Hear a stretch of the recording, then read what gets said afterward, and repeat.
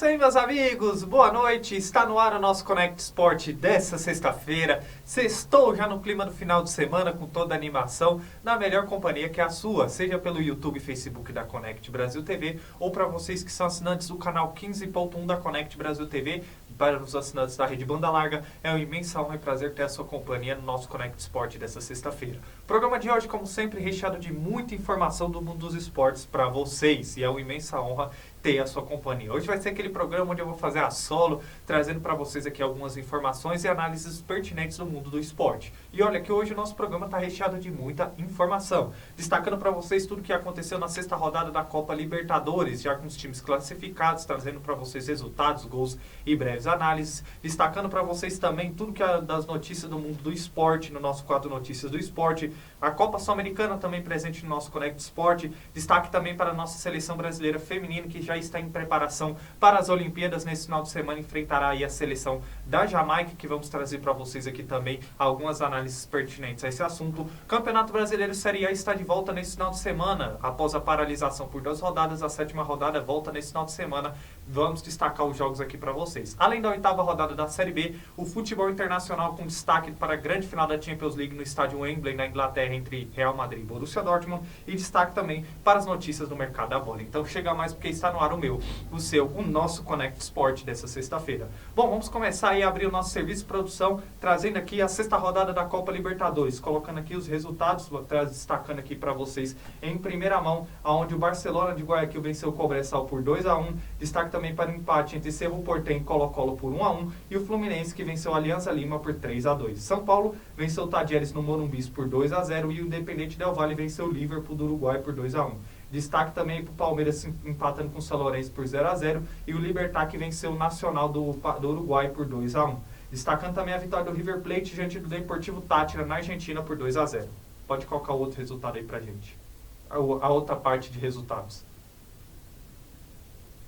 Bom, vê se tem a outra parte aí de resultados, Rafael. Se não tiver, não tem problema, a gente destaca aqui então, para quem nos acompanha, os grupos da Copa Libertadores, que ficou da seguinte maneira. Vamos dar seguimento aqui, destacando os grupos que tem na liderança o Fluminense com 14 pontos e na segunda colocação Colo-Colo com 6. Pelo grupo B, o líder é o São Paulo com 13 pontos e na segunda colocação veio o Talleres com 13 pontos. Pelo grupo C, o líder é o The Strongest com 10 pontos e na segunda colocação vem o Huachipato com 8 pontos. Esse grupo ainda segue em aberto, então, de certa maneira, com os jogos que ainda vão acontecer do Grêmio, pode embolar tudo aí. O Grêmio também, depois da vitória contra o The Strongest, ainda tem chance de classificação.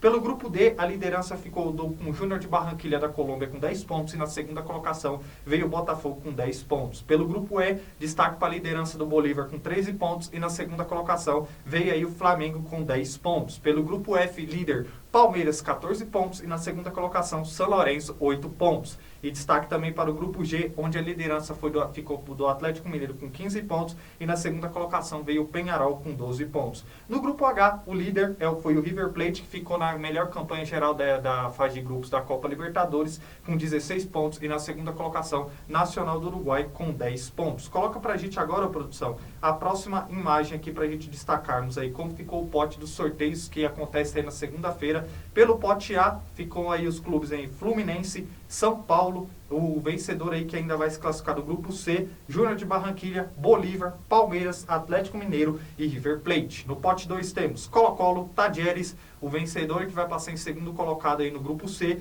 Botafogo, Flamengo, São Lourenço, Peñarol e Nacional. E esse é um panorama até aqui de como ficou a fase de grupos da Copa Libertadores após a sexta rodada e o sorteio aí que das oitavas que acontecerá na segunda-feira, que vamos trazer para vocês aqui no nosso Connect Sport. Bom, vamos começar então aí com as nossas análises, produção. Pode colocar aí os gols do Grêmio aí, falando aí pertinente a esse assunto, a grande vitória do Grêmio aí, pode colocar os gols aí, diante do The Strongest. Partida que aconteceu no estádio Couto Pereira, o Grêmio que estava sem jogar cerca de um mês por tudo que aconteceu no estado do Rio Grande do Sul. E olha, o Grêmio voltou atuando muito bem. Grande vitória, com muita intensidade, um time com muito vigor físico. Por mais que o Grêmio ficou naquela questão sem treino, sem ritmo de jogo, psicológico dos atletas ainda abalado por tudo que ocorreu no estado do Rio Grande do Sul. O Grêmio apresentou uma boa intensidade, principalmente no primeiro tempo. Destaque para esse 4-2-3-1 do Renato Gaúcho, as articulações no sistema ofensivo aí com Diego Costa, facilitando muito o estilo de jogo do Cristaldo e também do Soteldo. O Grêmio venceu aí pelo placar de 4-0, gols de Soteldo, João Pedro, o Galdino também e o Gustavo aí que fizeram os gols aí por parte da equipe do Grêmio. No primeiro tempo, onde o Grêmio foi amplo domínio, criou no decorrer da partida mais de 10 finalizações, teve mais de 70% de posse de bola, encurralou a equipe do The Strongest, que usa principalmente o fator altitude a seu favor. Fora de casa é uma equipe que sempre atua no sistema defensivo. No primeiro tempo aí acabou marcando o primeiro gol com o Soteldo, fazendo uma boa partida, encurralando aí a equipe do The Strongest e criando boas oportunidades. E no decorrer da segunda etapa, o Grêmio manteve essa intensidade, manteve esse ritmo de jogo, marcou mais 3 gols e consolidou muito bem aí a sua vitória diante do The Strongest no Couto Pereira. Destaque também para o apoio da torcida do Grêmio, que atuando no estádio do Couto Pereira, no estádio do Coritiba, fez uma grande festa e apoiou o Grêmio do começo ao final da partida. O Grêmio agora que ainda mantém viva as esperanças de se classificar para a próxima fase da Libertadores. Na terça-feira que vem no Chile, enfrenta o Huachipato para tentar aí, de certa maneira, consolidar aí a sua classificação à próxima fase da Copa Libertadores. Grande vitória do Grêmio aí diante do The Strongest por 4-0 no Couto Pereira. Bom, vamos dar seguimento aqui, analisando a partida entre Fluminense e Alianza Lima. 3-2 aí, também vai destacar aí, passando os gols para vocês nesse momento. Olha, essa partida foi mais emocionante do que se esperava, porque primeiramente o Fluminense já estava classificado para a próxima fase da Libertadores, já estava na liderança do seu grupo, então entrou de certa maneira já com seu dever cumprido. O Alianza Lima ainda tinha esperanças de conquistar sua classificação. Dependia de uma série de resultados também da partida entre Cerro Porteño e Colo-Colo, mas precisava vencer o seu duelo contra a equipe do Fluminense. O Fernando Diniz mudou o sistema tático da equipe no primeiro tempo, entrando com 4 atacantes. Acho que isso dificultou um pouco o desempenho do Fluminense, que não fez uma boa partida no decorrer do primeiro tempo. Um time muito espaçado, que abriu muitos espaços principalmente no sistema defensivo, e teve uma fragilidade aí. O gols aí da Alianza Lima foi marcado por Aguirre e também por Sirma, e destaque aí para o Fluminense, que marcou seus 3 gols aí com John Kennedy também. Vale destacar aí os gols do Fluminense aí marcado pelo John Kennedy, o golaço do Marcelo aí passando para vocês em primeira mão, e o gol do Keno. Primeiro tempo aí o Alianza Lima se propondo mais ao jogo, partindo para o ataque, abriu o placar e marcou 1-0. Ainda teve mais uma oportunidade para ampliar o jogo, mas não conseguiu com êxito finalizar o gol. O Fluminense só teve no primeiro tempo a cabeçada do Keno no travessão, e foi só isso que o time do técnico Fernando Diniz conseguiu produzir. Primeiro tempo onde o Alianza propôs mais a partida e fez um melhor primeiro tempo. No segundo tempo, o técnico Fernando Diniz modificou o estilo de jogo da equipe, a estrutura tática da equipe, e o Fluminense voltou muito melhor. Foi buscar o gol de empate, mas logo em seguida o Serma aí acabou marcando o segundo gol do Alianza Lima. O Alianza Lima novamente, mais uma vez à frente do placar, porém o Fluminense atuando melhor, mais compactado e mais agressivo no sistema ofensivo, conseguiu aí marcar o seu gol de empate num belo gol do Marcelo, nesse estilo de jogo de muito toque de bola. A gente vê ali a tabelinha entre ele e o Germancano para finalizar no gol, tá passando o lance aí para vocês. E aí o terceiro gol vindo aí com um gol aí marcado pelo John Kennedy, o Fluminense conquista uma vitória importante. É claro que não fez uma partida brilhante, mas fez uma partida muito eficiente, principalmente no segundo tempo, para garantir sua vitória no Maracanã, vencendo aí o Alianza Lima por 3-2 e se garantindo como primeiro do seu grupo para a próxima fase da Copa Libertadores. Bom, vamos dar seguimento aqui, Rafael, analisando agora a equipe do São Paulo. Coloca aí os gols do São Paulo, para falarmos aí do São Paulo, em uma noite especial no estádio do Morumbis. O São Paulo com a vitória diante do Talleres da Argentina. O São Paulo nunca tinha vencido o Talleres na história. Vale destacar que, além de ser a primeira vitória diante do Talleres no confronto geral, foi a 100ª vitória do São Paulo em Copas Libertadores, e quebrou uma série invicta de 17 jogos do Talleres, clube argentino, no decorrer da temporada. Um Talleres que jogou um pouco mais acuado, num primeiro tempo aí muito truncado entre ambas as equipes. O Talleres chegou até a criar uma chance aí no qual o goleiro Rafael acabou executando a defesa, e o jogo ficou muito bem truncado, muito disputado, principalmente no segundo tempo. Porém o Lucas está passando gol aí de pênalti já no finalzinho do primeiro tempo, abriu o placar para a equipe São Paulina. No decorrer da segunda etapa, a partida permaneceu assim como já era de se esperar no primeiro tempo, um Talleres ainda tentando buscar o jogo, mas sem conseguir executar grandes chances a gols, e o São Paulo administrando o resultado. Até que no final da partida o Luciano fez um belo gol e sacramentou aí a vitória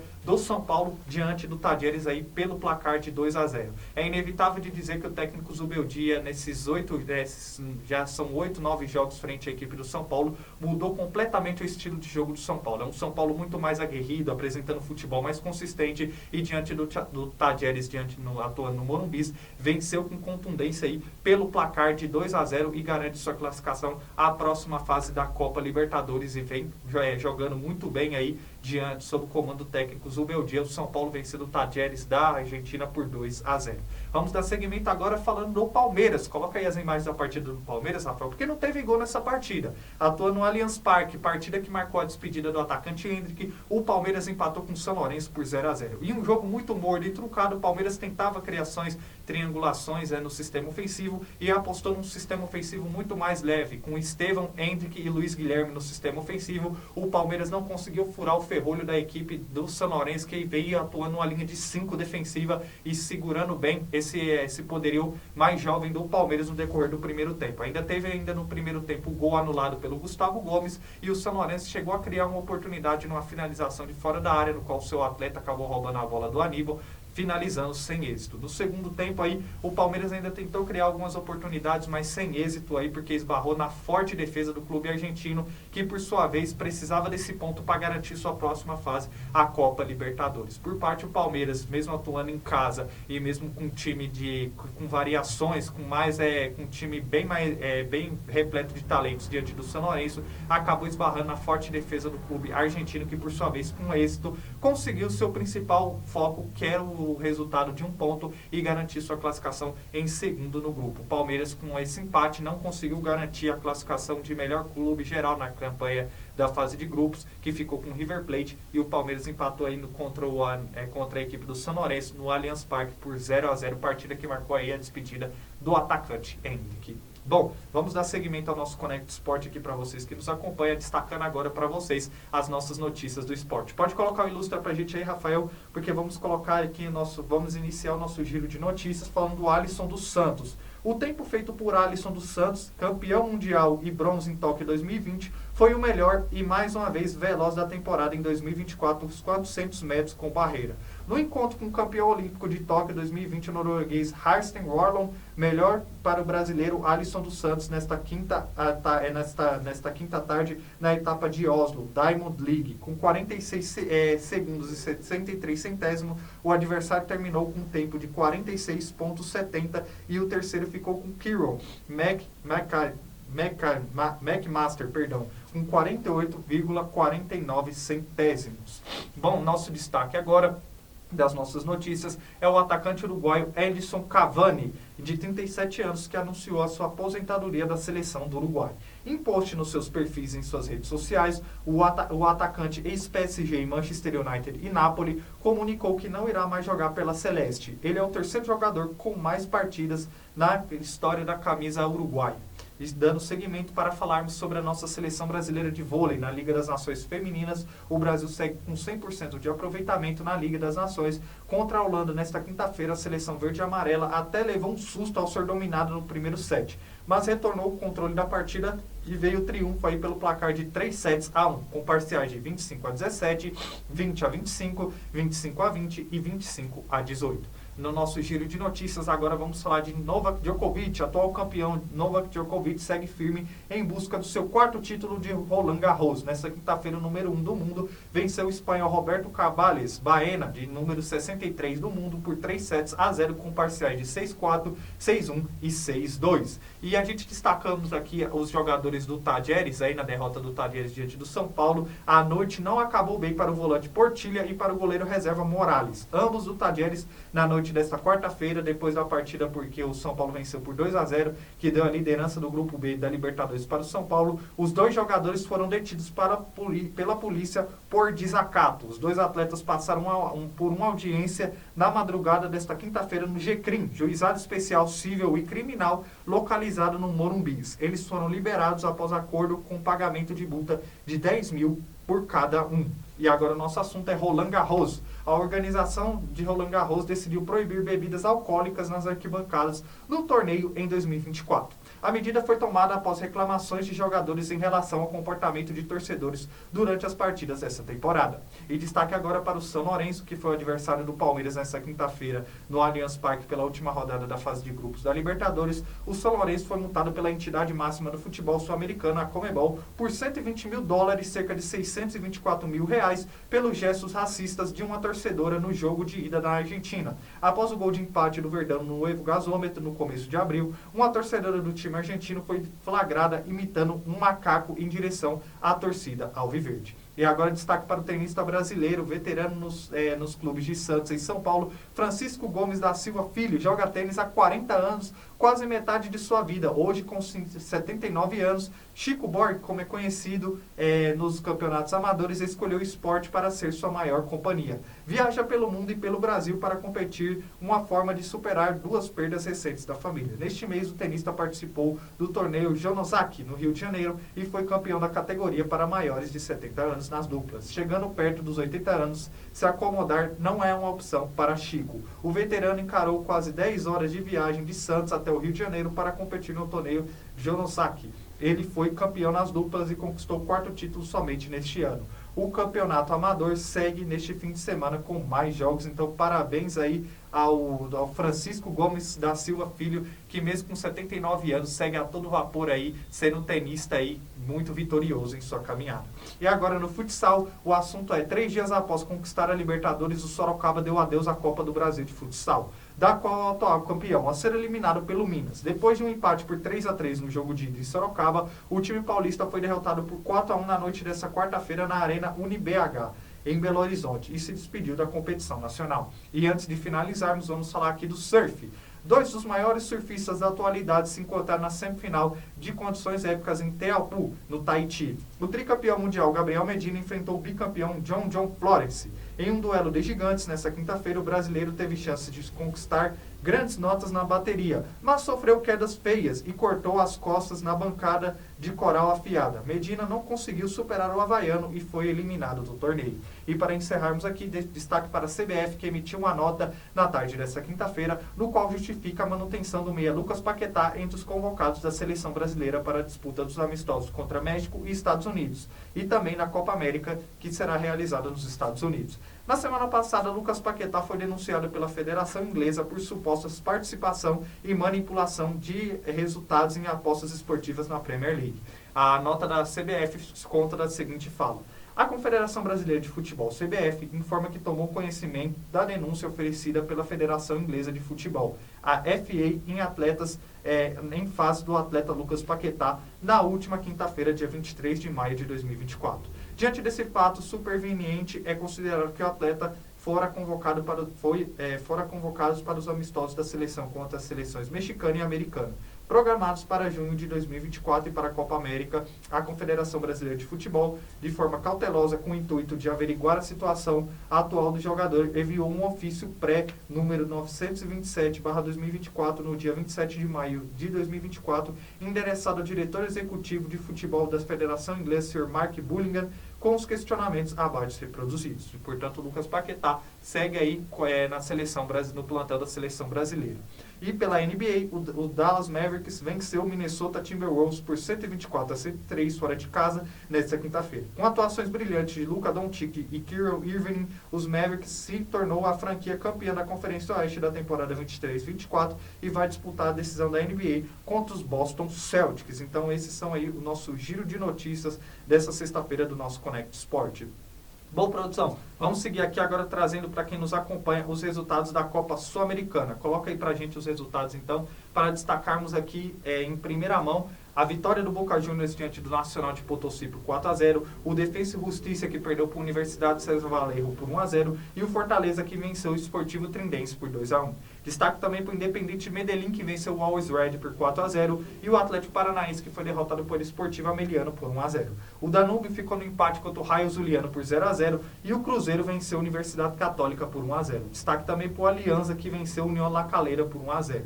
Dando seguimento aos resultados, destaque aí para o Argentino Júnior, que venceu o Nacional do Paraguai por 2-1, o Corinthians, que venceu o Racing do Uruguai por 3-0, e o Coquimbo Unido, que empatou com o Bragantino por 1-1. Destaque também para o Delfim, que venceu o Real Tamayapo por 4-3, e o Belgrano, que venceu o Internacional na Arena Barueri por 2-1. O Racing venceu o Esportivo Luquenio por 3-0 e o Cuiabá que venceu o Lanús por 1-0. Destaque também para a partida entre Metropolitano e Deportivo Garcilaso, que terminou empatada em 1-1. Coloca aí agora a próxima imagem, produção, dos potes aí de classificação, só para a gente mostrarmos aqui para quem nos acompanha.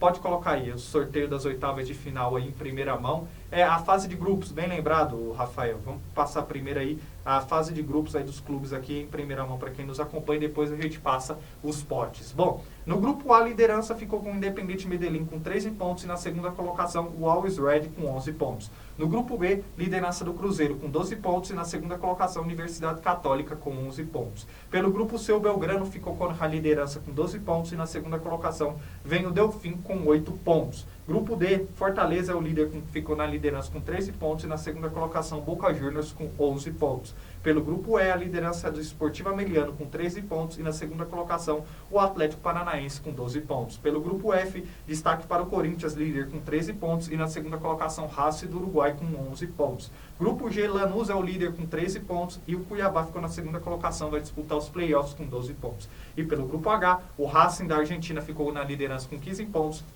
E na segunda colocação, o Red Bull Bragantino ficou com os playoffs aí com 13 pontos. Coloca agora sim pra gente os sorteios aí dos playoffs aí. Vamos destacar os clubes que vão disputar os playoffs, os segundos colocados da Copa Sul-Americana contra os terceiros colocados da Libertadores. Os clubes classificados para os playoffs da Copa Sul-Americana estão aí, são Always Red da Bolívia, Universidade Católica do Equador, o terceiro colocado do grupo C, Boca Juniors, Atlético Paranaense, Racing do Uruguai, Cuiabá, Bragantino, Cerro Porteño do Paraguai, Barcelona de Guayaquil do Equador, ainda do grupo C, a LDU de Quito, Palestina, Independente Del Valle, Rosário Central e Libertad. Agora sim, rapidamente, coloca os potes pra gente. No potinho do sorteio das oitavas de final, temos clubes como Independiente Medellín, Cruzeiro, Belgrano, Fortaleza, Esportivo Ameliano, Corinthians, Lanús e Racing. E pelo pote 2 vai ser aí os playoffs, aí os vencedores dos playoffs A, B, C, D, E, F, G, H, para aí sim definirmos aí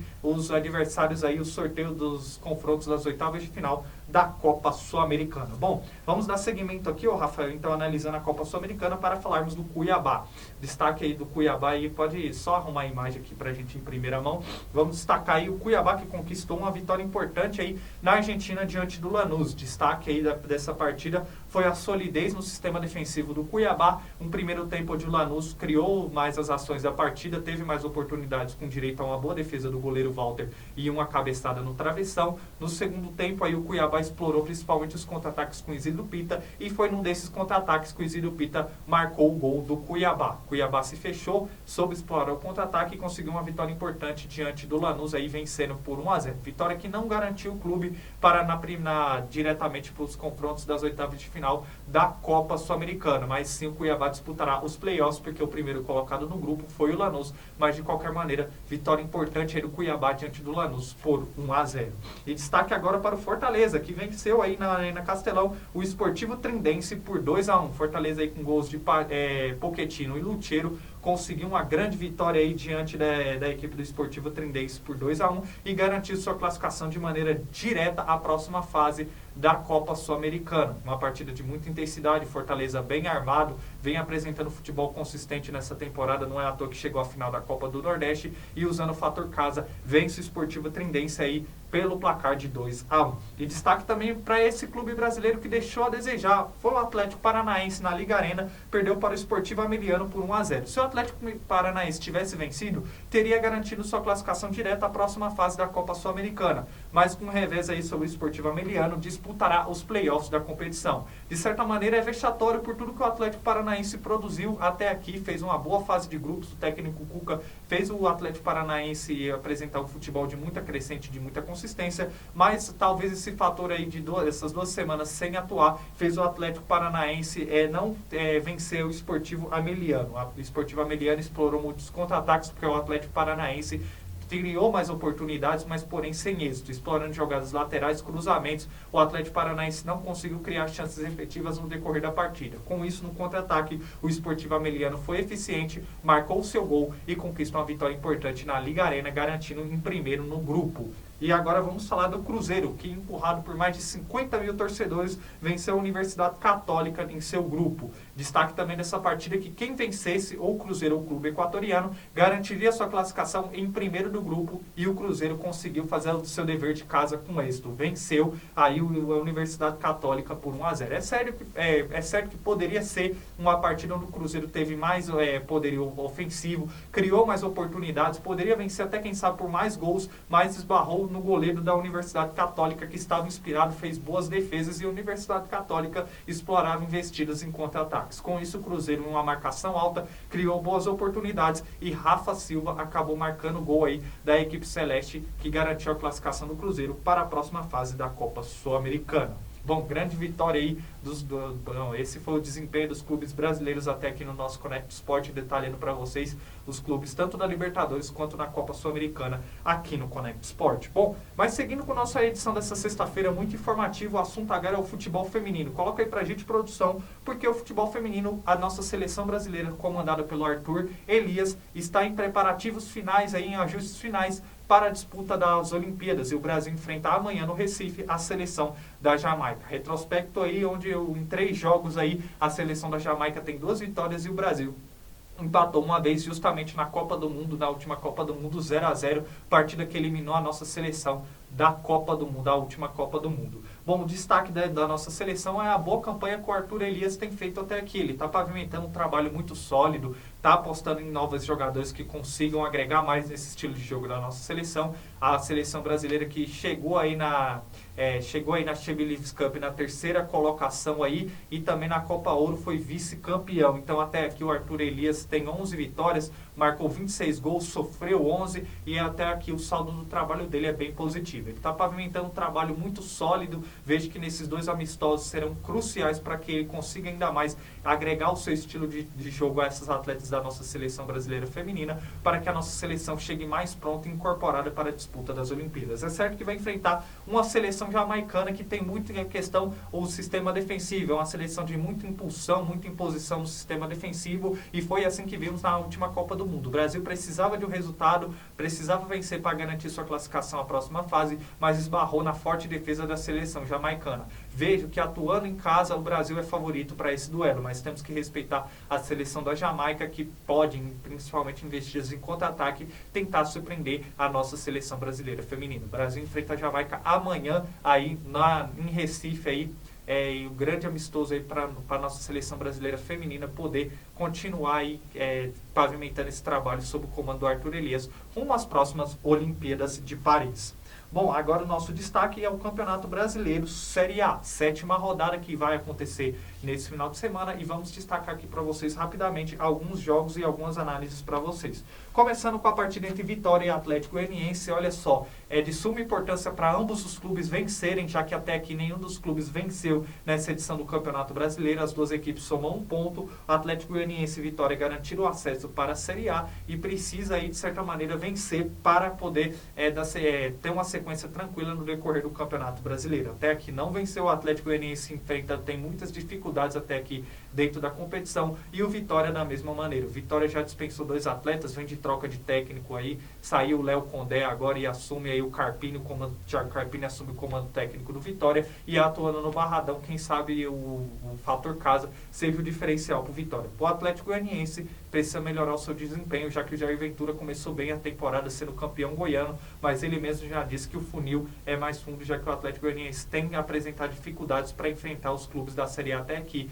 duelo de 2 clubes que têm campanhas parecidas até aqui, o Vitória enfrentando o Atlético Goianiense. O destaque agora é a partida entre Fluminense e Juventude. O Fluminense aí que vem de vitória na Copa Libertadores enfrenta o Juventude, que estava aí na questão de paralisação do Campeonato Brasileiro. Após essa paralisação, veremos aí como o Juventude vai vir, já que não tem ritmo de jogo, enfrentando o Fluminense fora de casa, que já tem mais ritmo de jogo, vem atuando com mais decorrência do que o próprio Juventude. O Juventude precisa de uma vitória, já que até aqui fez apenas um ponto no Campeonato Brasileiro, e destaque também para o Fluminense, que venceu apenas um, então o Fluminense precisa fazer daquele jogo que fez na Libertadores, no Campeonato Brasileiro, apresentar esse futebol mais consistente para melhorar o seu desempenho dentro da competição. Fluminense enfrentando o Juventude. Agora vamos destacar aqui o duelo entre Fortaleza e Atlético Paranaense, duas equipes que jogaram nesse meio de semana, Fortaleza que veio de vitória e o Atlético Paranaense que veio de derrota na Copa Sul-Americana. Partida que acontece no Castelão, Fortaleza atuando em seus domínios, é muito consistente, é muito forte, tem feito uma boa temporada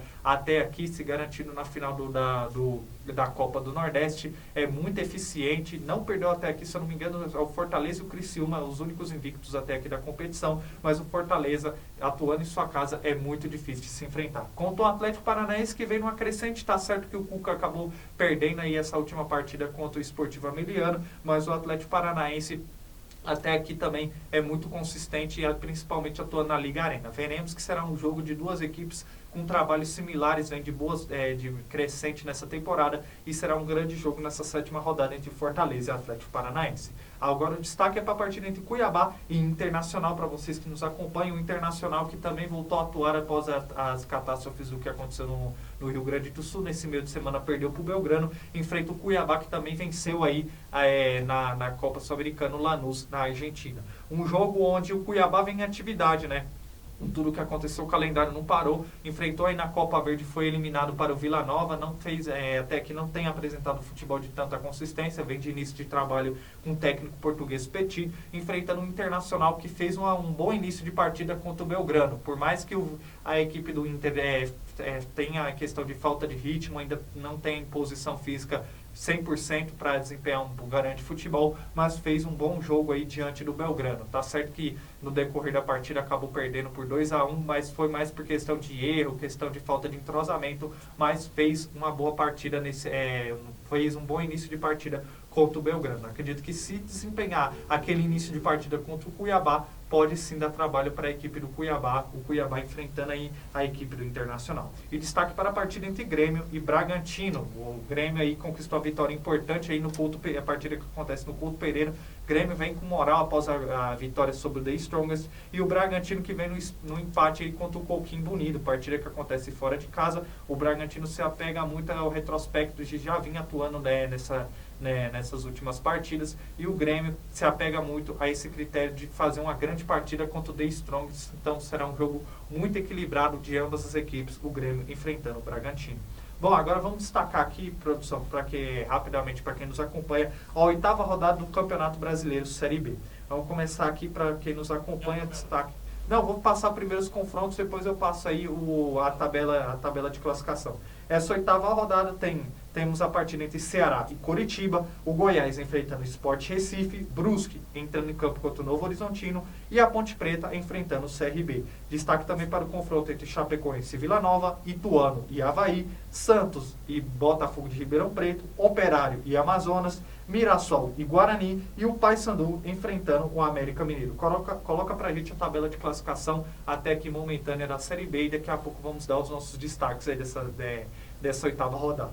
Na liderança temos o Santos com 15 pontos, na segunda colocação vem o América Mineiro também com 15 pontos, e na terceira colocação o Goiás com 14 pontos. Fechando o G4, temos aí o Avaí com 13 pontos. Quinta colocação o Sport com 12 pontos, sexta colocação o Ceará também com 12 pontos, e na sétima colocação Coritiba com 11 pontos. Oitava colocação, destaque para o Mirassol com 11 pontos, nona colocação Vila Nova com 10 pontos, décima colocação Novo Horizontino com 10 pontos, e na nona colocação, na 11ª colocação, Chapecoense com 9 pontos. 12ª colocação, Operário, 9 pontos. 13ª colocação, CRB, 8 pontos. 14ª colocação, Amazonas, 8 pontos. E na 15ª colocação, destaque para o Ituano com 6 pontos.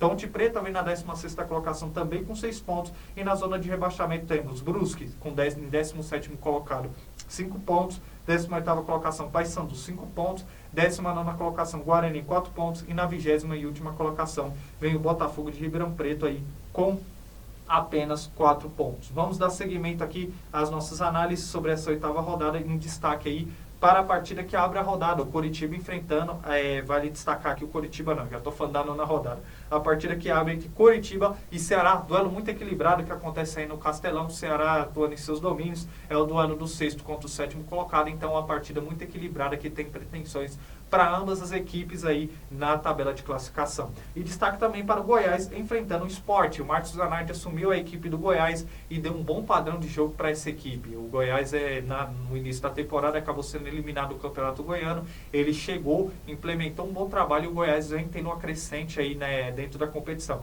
Até o momento se encontra no G4 e poderia ter assumido a liderança se tivesse vencido o Avaí. Vem de derrota na ressacada, mas porém atuando em seus domínios na Serrinha, vem com uma boa possibilidade de vencer no Sport para tentar se consolidar ainda mais nas primeiras colocações do campeonato. Enfrentando um Sport que iniciou bem a Série B, mas que vem num momento de oscilação e queda, principalmente depois da perca da final da Copa da classificação para a final da Copa do Nordeste. O Sport, aí o Mariano Susso, só tem agora a Série B como foco principal e é um duelo aí para ambas as equipes tentar se consolidar aí na parte de cima da tabela. Destaque também para o confronto entre Brusque e Novo Horizontino. O Brusque que está numa sequência negativa de 8 jogos sem vencer, enfrentando o Novo Horizontino que vem de vitória contra o Botafogo de Ribeirão Preto na última rodada. O nosso destaque também que eu vou frisar aqui para vocês que nos acompanham é o líder Santos enfrentando o Botafogo de Ribeirão Preto na Vila Belmiro. É um jogo para o Santos também tentar se consolidar aí nas primeiras colocações. O Santos tem feito uma boa Série B, sofreu apenas 2 derrotas até aqui e enfrenta o Botafogo de Ribeirão Preto que não tem feito uma boa campanha. Está na lanterna da competição, vem de derrota para o Novo Horizontino e entra pressionado para essa partida. E para finalizarmos aqui, o meu destaque vai para a partida entre Paysandu e América Mineiro, no qual aí o América tem feito uma boa competição sob o comando do seu treinador, o Cauê, que tem feito um bom trabalho até aqui nesse América Mineiro, que é segundo colocado, e caso vença aí, pode, que dependendo do desempenho do Santos, garantir a primeira colocação aí na Série B. Bom, então esses aí são os nossos destaques até aqui do Campeonato Brasileiro Série B, recheado aí para vocês que nos acompanham de muitas informações e análises. Bom, vamos dar seguimento ao nosso Conect Sport dessa sexta-feira, um programa mais dinâmico para vocês que nos acompanham, com as nossas notícias do mercado da bola na edição dessa sexta-feira. Portanto, produção, pode colocar a vinheta aí pra gente.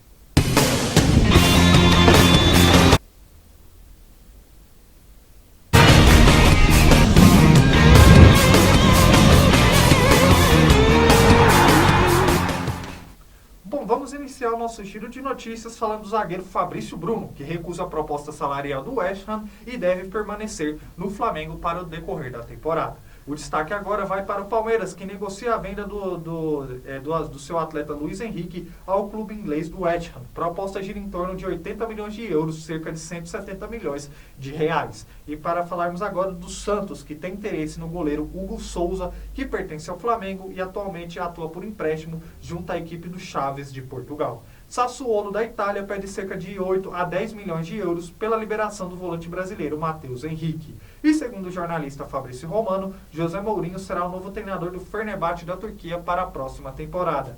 Crystal Palace está em negociações com Sunderland pela contratação de Job Bellingham.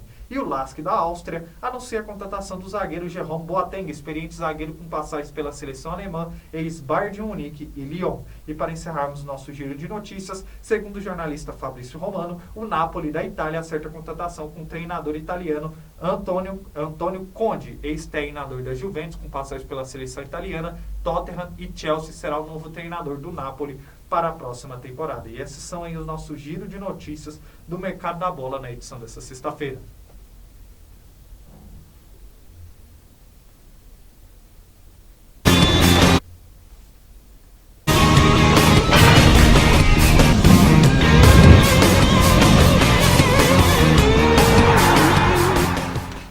É isso aí, meus amigos. Agora o assunto para vocês que nos acompanham é trazendo as informações e uma breve análise sobre a final da Champions League, partida que acontece em Wembley, na Inglaterra, o Real Madrid enfrentando o time do Borussia Dortmund. De um lado, o Real Madrid tentando se consolidar como o principal campeão do torneio, tentando conquistar sua 15ª taça, e do outro lado o Borussia Dortmund, que volta a uma final da competição europeia após 12 anos aí tentando a conquista do seu segundo título europeu. É uma boa campanha de ambas as equipes até aqui, e antes vamos trazer um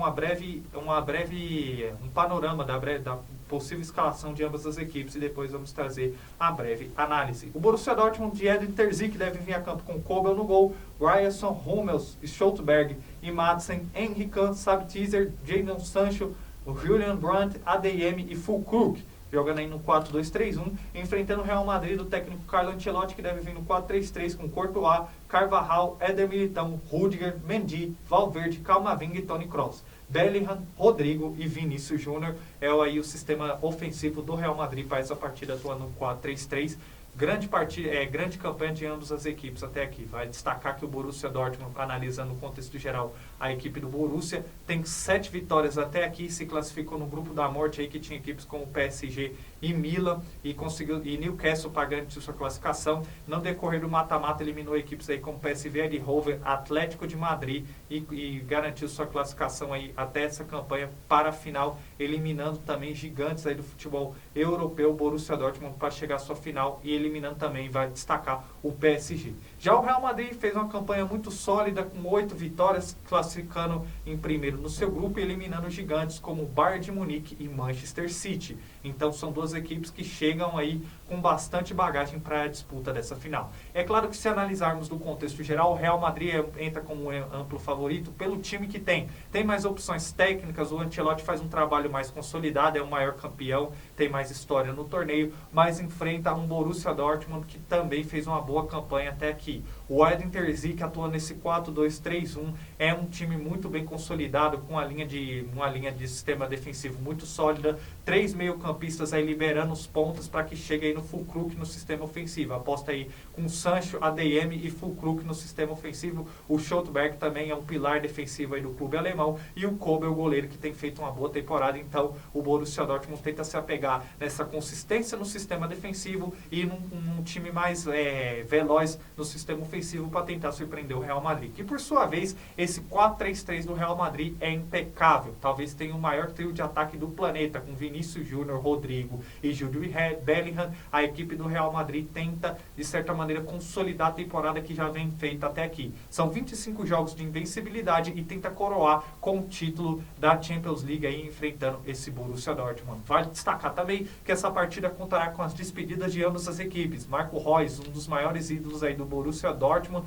deixará a equipe após essa partida e quem sabe podendo deixar o clube com o título da Champions League. E da parte do Real Madrid, Toni Kroos, um dos maiores meio-campistas da história da Alemanha, se despedirá do futebol após essa partida contra o Real Madrid. Contexto geral, claro que podemos apontar o Real Madrid como favorito pelo time que tem, por tudo que produziu nessa temporada e por tudo que representa na história da Champions League, mas do outro lado temos um time muito eficiente, que é esse Borussia Dortmund, que mostrou contra o PSG, que também tinha um time até mais melhores opções para garantir sua classificação para essa final, como se joga um futebol muito eficiente dentro e fora de casa, apostando num sistema defensivo muito sólido e num contra-ataque muito imortal para garantir sua classificação para essa final da Champions League. Então será um grande jogo aí entre Borussia Dortmund e o Real Madrid no estádio de Wembley. De um lado, o Real Madrid tentando conquistar o seu 15º título e o Borussia Dortmund que volta a uma final após 12 anos, quando perdeu aquela final para o próprio Borussia Dortmund, seu maior rival, para o próprio Bayern de Munique, seu maior rival. Então teremos a grande final no estádio de Wembley entre Real Madrid e Borussia Dortmund. Bom, vamos dar seguimento aqui ao nosso Connect Sport, produção, para analisarmos aí a Série A. Destaque aí para as partidas que complementam aí o Campeonato Brasileiro Série A. Bom, enquanto você ajusta aí a imagem, vamos analisar aqui a partida entre Corinthians e Botafogo. Duas equipes que vêm numa série de vitórias aí, o Corinthians com 3 vitórias consecutivas aí, embalando com o Antônio de Oliveira. E o Botafogo aí sobre o Arthur Jorge vem de 5 jogos sem perder. O Botafogo tenta conquistar sua primeira vitória diante do Corinthians na Neoquímica Arena e será um grande jogo aí para ambas as equipes. O Corinthians para tentar melhorar o seu desempenho no Campeonato Brasileiro, já que até aqui venceu uma partida, e o Botafogo tentando manter essa sequência muito sólida aí, enfrentando o Corinthians na Neoquímica Arena. Destaque agora para a partida que teremos entre Atlético Mineiro e Bahia, duas equipes que apresentam um futebol muito estruturado até aqui nessa temporada. Um Atlético Mineiro que vem no acrescente aí no trabalho do Gabriel Milito, na Arena MRV, é um time muito eficiente, esse modelo de 3 zagueiros, liberando os alas para encostar no Hulk e no Paulinho. O Atlético Mineiro tem produzido um futebol muito bom sob o comando do Gabriel Milito. Mas enfrenta o Bahia, que é vice-líder no geral até aqui. Rogério Ceni conseguiu fazer essa equipe apresentar um futebol mais sólido e consistente consistente após a perca do título baiano, e até aqui o Bahia mostra que pode ser um adversário super difícil para esse Atlético Mineiro na Arena MRV. E destaque agora para a partida entre Criciúma e Palmeiras. Coloca aí pra gente a produção. Criciúma está invicto até aqui na competição, enfrentando o Palmeiras, que vai para essa partida cheio de desfalques. Criciúma adota aí um trabalho do Tencate muito sólido no sistema defensivo, explorando os contra-ataques e atuando no Heriberto Hilsen, enfrentando o Palmeiras aí, que deve vir com alguns desfalques para essa partida. É claro que o Palmeiras tem mais opções técnicas e táticas aí de poder fazer variações, mesmo com um time alternativo enfrentando o Criciúma, mas não podemos descartar a campanha que o Criciúma tem feito até aqui, sendo aí sendo o único um dos poucos times invictos até aqui nessa edição do Campeonato Brasileiro. E agora vamos falar aí da partida entre São Paulo e Cruzeiro. São Paulo enfrentando o Cruzeiro aí, destaque aí para o trabalho do Zubeldia, e são 7 vitórias aí, 2 empates, e o Cruzeiro também que mostra sob o comando do Fernando Seabra, que apresenta um melhor futebol. Duas equipes que desde que vem de trocas técnicas apresentam um futebol mais eficiente, então será uma grande partida entre São Paulo e Cruzeiro no estádio do Morumbi.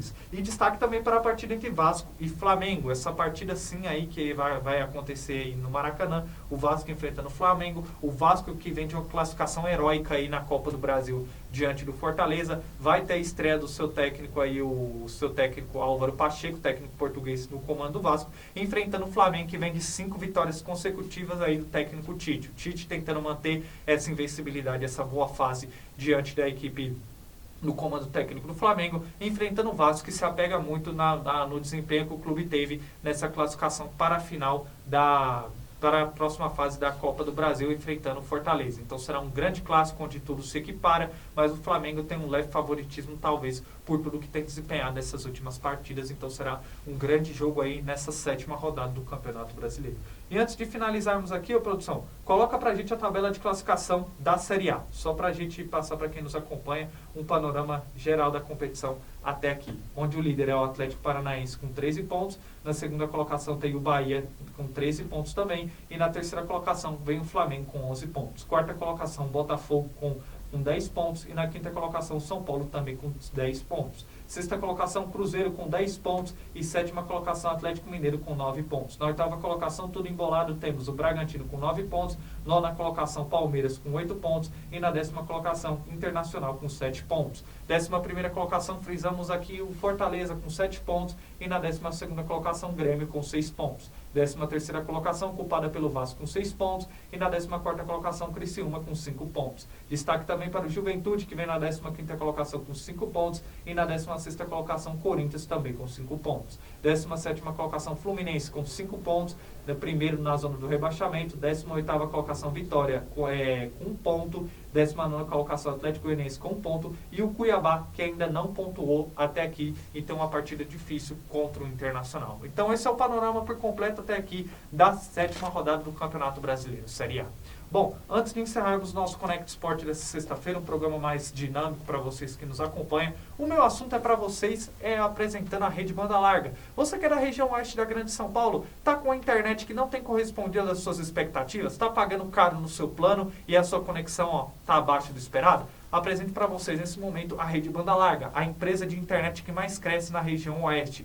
Com a internet com conexão de fibra ótica, um suporte técnico de qualidade, um preço acessível e o pacote de TV com RBL Play com 120 canais. Então esses aí são algumas vantagens para vocês se tornarem mais um entre os 35 mil assinantes da rede banda larga presente na região oeste. Gostou da banda larga? Apresento o comercial deles que trazem todos os benefícios para se tornar mais um assinante da rede banda larga. Confiável e segura? Na rede banda larga você tem uma conexão veloz, confiável e segura. Chega de internet travando nas reuniões e caindo nas gameplays. Na rede banda larga você tem a melhor conexão da região 100% fibra e ainda tem o super app RBL Play com mais de 120 canais de TV. Vem pra rede! É isso aí, meus amigos. Desfrutem de uma grande conexão na sua residência, no seu comércio com a rede banda larga pelo contato 11 4210 4412. Repetindo, 11 4210 4412. Ou acesse o site redebandalarga.com.br. Repetindo, redebandalarga.com.br e se torne mais um entre os 35 mil assinantes da rede banda larga. Você também. Bom, agradecemos imensamente a Rede Banda Larga por ser parceira da Connect Brasil TV, que nesse momento está passando nosso Connect Sport pelo nosso canal por assinatura, o canal 15 da Connect Brasil TV para os assinantes da Rede Banda Larga. Bom, estamos encerrando o nosso programa desta sexta-feira, mais um Connect Sport recheado de muita informação, programa hoje mais dinâmico, com algumas informações e análises para vocês que nos acompanham, mas como sempre trazendo assuntos muito pertinentes do mundo dos esportes na edição dessa sexta-feira. Desejo a todos vocês uma boa noite, um excelente final de semana. Vocês que estão nos acompanhando pelo YouTube, curta, compartilhe e também no Facebook, melhor dizendo, curta e compartilhe para que mais pessoas sejam alcançadas através do nosso trabalho. E para vocês que nos acompanham pelo nosso canal no YouTube, se inscreva para ficarem atenados à nossa programação. Desejo a todos uma boa noite, um excelente final de semana. E segunda-feira estaremos de volta aqui na Connect Brasil TV a partir das 8 horas da noite. Tchau, tchau.